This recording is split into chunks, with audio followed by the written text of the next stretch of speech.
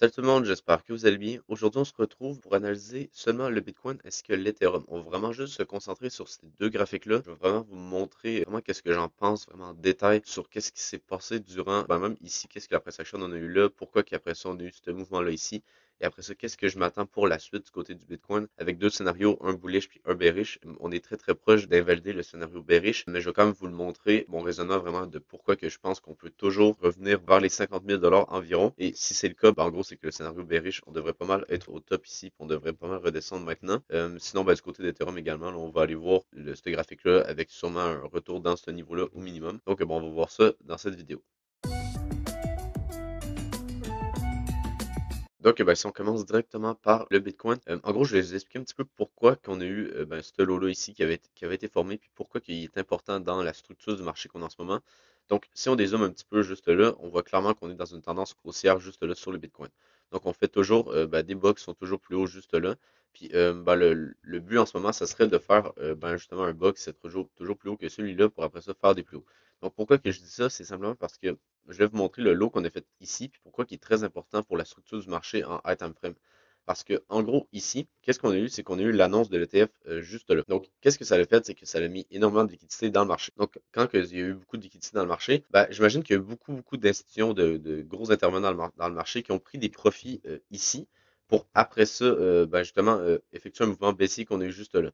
Donc, en gros, on a eu un high juste là avec l'ETF qui était annoncé. J'imagine qu'il y a eu beaucoup de personnes qui en ont acheté du Bitcoin juste là. Puis après ça, on a eu quand même un beau set de news là, de genre moins 20%, si je me souviens bien. Donc, si on prend le top jusqu'au bottom, ouais, moins 20%. Et après ça, qu'est-ce qui est vraiment important, c'est le fait que ici, en gros, juste avant qu'on ait eu l'annonce de l'ETF, on avait créé un très très gros support juste là. Donc, j'imagine qu'il y avait beaucoup de personnes avec un stop loss en dessous des lows qu'on avait fait juste là. On peut voir qu'on est même venu le conforter juste ici. Et après ça, quand on est venu le casser, justement, là, ça a fait beaucoup de liquidité dans le marché qui a été racheté. Donc, en gros, ici, moi, je ne vois pas comment que le Bitcoin pourrait rester bullish en high time frame si on casse le lot qu'on a ici. Donc, c'est pour ça que, en gros, ici sur le Bitcoin, qu'est-ce on voudrait trader, ça serait que le retracement qu'on a en ce moment ici, il ne faudrait pas revenir en dessous de ce lot-là et en gros, faire une structure qui ressemblerait à quelque chose comme ça ici pour faire des plus hauts.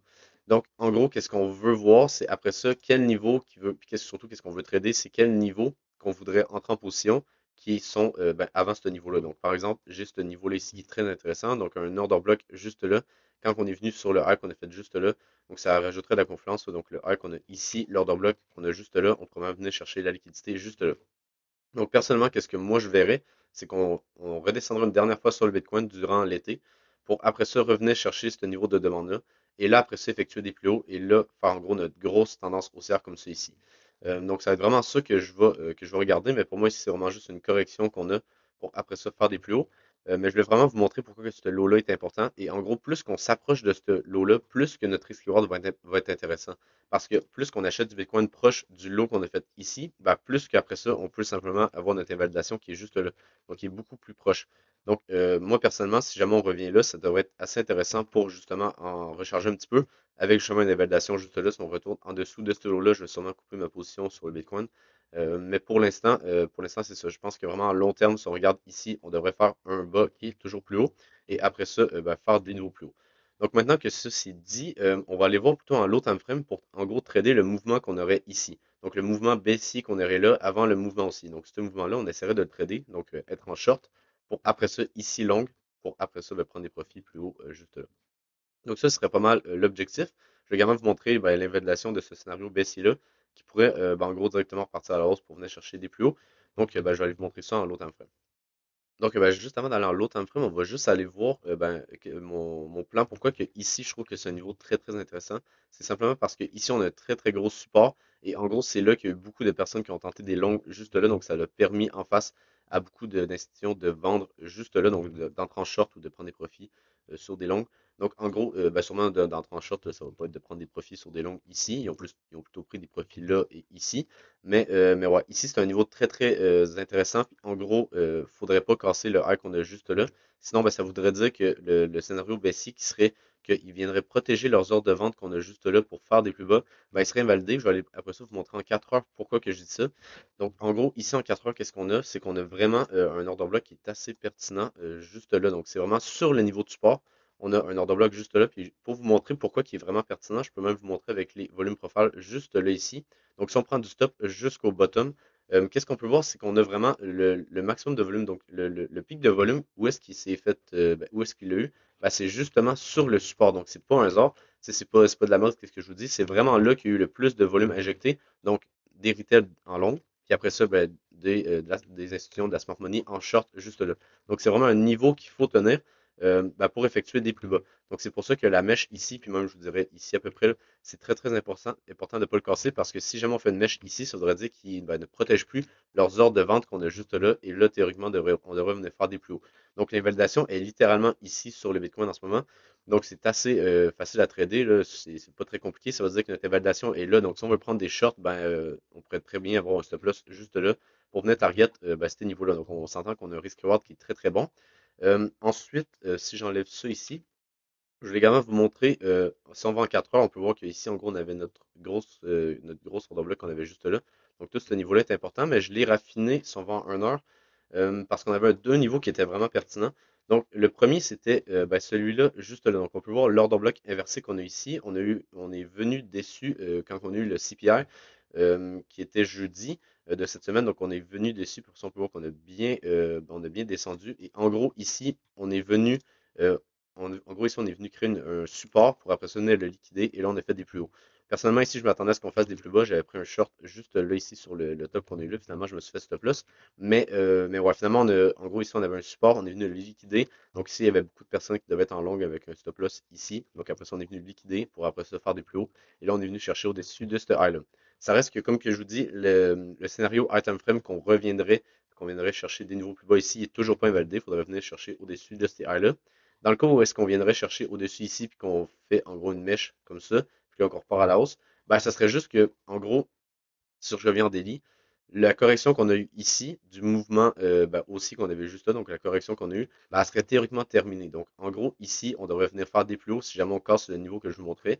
C'est sûr que pour une meilleure confirmation, ce serait de venir faire ben, des niveaux plus hauts juste là ici, donc vraiment faire un changement de la structure juste là.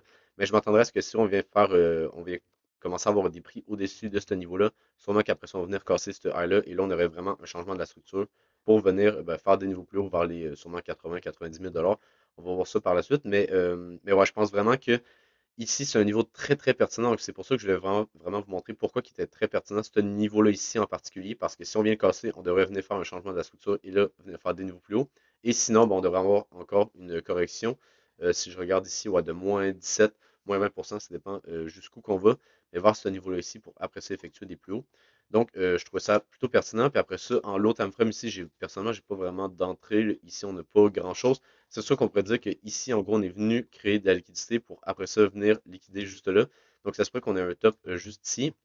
Et après ça, ben, en gros, on pourrait simplement trader une continuation baissière. Donc, on avait par exemple un order block juste là ici qui aurait pu être pertinent. Donc, ce petit order block-là juste là, on va le mettre en gris.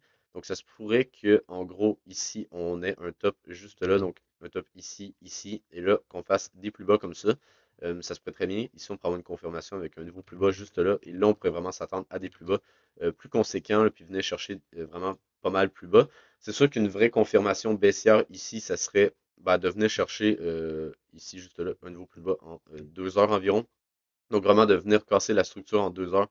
Donc, ici, de venir casser la structure. Et là, après ça, là, oui, on pourrait s'attendre à des niveaux plus bas ici. Pour l'instant, c'est sûr que c'est un petit peu tôt pour dire si jamais ce niveau-là va tenir ou pas, puis on va venir faire des plus bas à partir d'ici. Mais je trouvais quand même que c'est un niveau assez critique là, pour le Bitcoin.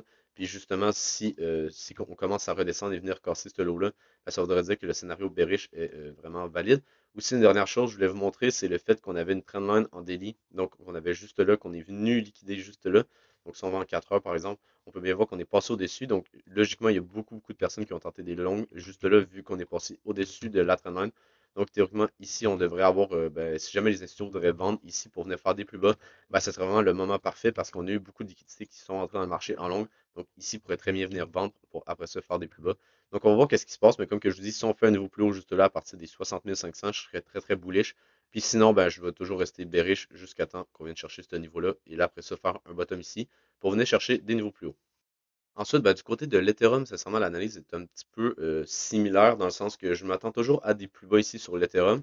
On a à peu près le même niveau sur l'Ethereum. Là, on est très très proche du même niveau qu'on avait sur le Bitcoin. Donc, je vais aller vous montrer en 1 heure. Donc, l'analyse à time frame reste la même, là, juste vous le montrer en daily, là, mais ça reste que je m'attends à des plus bas sur l'Ethereum comme sur le Bitcoin ici pour venir chercher tout le gros support qu'on a fait ici pour revenir dans les zones de demande pertinentes pour après ça venir faire des plus hauts. Ça n'a pas vraiment changé du côté de l'Ethereum. C'est toujours la même chose ici de venir chercher, par exemple, ce niveau-là pour après ça effectuer des plus hauts ou ici. Donc, en gros, on voudrait trader ce mouvement-là pour l'instant. Donc, c'est ça. Je vais aller vous montrer en 1 heure ici. Pourquoi c'est intéressant? Ben, c'est parce que comme sur le Bitcoin, c'est exactement le même rebond qu'on a eu là, c'est exactement la même chose. On avait un support qu'on avait juste là, qu'on est venu conforter ici. Puis après ça également, on va juste monter un petit peu en time frame, je voulais vous montrer le volume profile qu'on a juste là, donc c'est exactement la même chose. Donc si je le prends du top jusqu'au bottom qu'on a eu là, qu'est-ce qu'on peut voir? Encore une fois, on a eu le point of control, donc le niveau où est-ce qu'il y a eu le plus de volume. Comme par hasard, c'est exactement là, exactement sur le niveau qu'on s'attendrait à ce qu'on fasse des plus bas sur l'Ethereum. Donc, je m'attendrais à ce que, en gros, le high qu'on a juste là sur l'Ethereum soit protégé. Donc, on vient peut-être chercher ici pour après ça faire des plus bas. Également, on a les 0.618 juste là. On a également le même niveau exactement. Donc, l'order bloc inversé qu'on n'est pas venu toucher sur l'Ethereum. Donc, ça se prête très bien qu'ici, on ait un dernier pump pour après ça faire des plus bas. En gros, venez chercher ça ici, l'order bloc inversé ou même l'order bloc ici correspond également avec le point of control de tout le mouvement baissier. Donc on va voir, mais je pense vraiment qu'on pourrait très bien venir chercher ce niveau-là sur l'Ethereum avant de faire des plus bas. Donc ça se peut que l'Ethereum performe un petit peu mieux que le Bitcoin durant les prochaines heures pour venir chercher ce niveau-là et après ça effectuer des plus bas. Ça se peut également qu'on s'arrête justement où est-ce qu'on est ici si jamais le Bitcoin est vraiment bearish, parce que l'Ethereum va suivre le Bitcoin vu qu'il est quand même très très bien corrélé. Parce que ça reste qu'on est quand même venu chercher la liquidité là. Donc ça se pourrait qu'à partir d'ici on fasse des plus bas. Mais bon, je m'attendrais à ce qu'on vienne chercher ça, puis ça serait vraiment ici que je voudrais tenter des shorts, pas sur ce niveau-là. Ça se pourrait très bien qu'ici on crée une résistance pour après ça venir la liquider et après ça faire des plus bas. Puis après ça venir minimalement chercher ce niveau-là ici. Donc on va voir, mais je pense vraiment que sur l'Ethereum, c'est autant bearish que sur le Bitcoin. Pour moi ici, c'est pas un bottom là, avec les lows qu'on a formés juste là. C'est sûr que l'invalidation est assez pas très très loin là, sur le Bitcoin aussi. Là, on est sur l'Ethereum plutôt. On est à peu près à 3%. Je dirais que si on passe au-dessus de ce high-là, je passerais plutôt bullish. La seule chose, c'est qu'on n'a pas encore venu chercher la trendline qu'on avait juste là sur l'Ethereum. Donc, si on parle en 4 heures, on peut bien l'avoir ici. Là, on est du high qu'on avait fait juste là, ce high là ici. Donc, on pourrait très bien, par exemple, stagner un peu ici, revenir au-dessus de la trendline et là, venir faire des plus bas. Ça se pourrait qu'on vienne faire directement des plus bas. Ça va vraiment dépendre de ce qu'est-ce que le Bitcoin va nous donner. Mais vu qu'on est vraiment sur un niveau très, très critique du côté du Bitcoin, donc soit qu'on va venir faire des niveaux plus hauts ou des niveaux plus bas, bah, sûrement qu'on va peut-être pas venir chercher ce trend-là vu qu'il est un petit peu trop loin. Ça se peut qu'on vienne faire directement des plus bas ou des plus hauts du côté d'Ethereum puis que cette trend-là soit moins pertinente vu qu'on a notre analyse du Bitcoin. Mais ouais, sinon, je m'attendrais vraiment ici à sûrement un très très bon mouvement du côté d'Ethereum, vu que justement la price action est assez lente en ce moment. Je m'attendrais à ce que la semaine prochaine, on ait beaucoup de mouvements là, justement pour soit confirmer notre biais baissier ou justement confirmer notre biais haussier. Ça va vraiment dépendre là, du côté du Bitcoin, qu'est-ce qu'on a. Donc, si vous avez aimé la vidéo, n'hésitez pas à vous abonner sur Twitter ainsi que sur YouTube. Sinon, je vous souhaite une bonne journée pour se retrouve pour une prochaine vidéo. Bye!